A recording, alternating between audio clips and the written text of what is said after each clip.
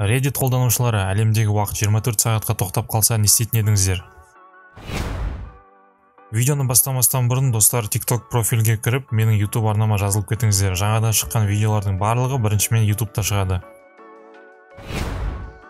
Барлығының аяқ киім бауларын шешіп тастаймын.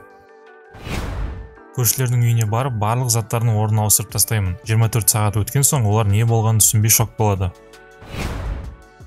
Кіруге болмайтын тыйым салынған жерлерге барамын. Мысалы, зона 51, Белый дом, олардың ішінде не бар екені маған өте қызық.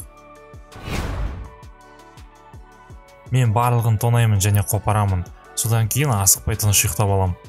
24 сағат өткен соң сені барлығы итпен іздейтін болады. Асықпай дүкенге барып қайтамын. Сонда маған ешқандай ақымақтар кедергі жасамайды.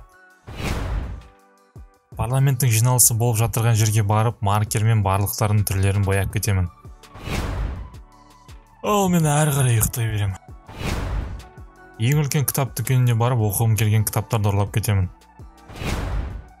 Ал мен кинотеатрға барып, кино көрсететін проектор мен попкорн жасайтын аппаратты ұрлап кетемін. Білгенім істеймін. Басқа адамдардың саусақтарын мұрындарына тығып қоямын. Барлық жерге олар осында деген жазуды жазып кетемін. 24 сағат өткен соң адамдар жазуды оқып түсінбей қалады. Дүкенге барып, барлық балмұздақтардың дәмін татып көремін. Ал сен уақыт тоқтап қалса қандай нәрселер істейтін едің? Комментарийға жазып отыр.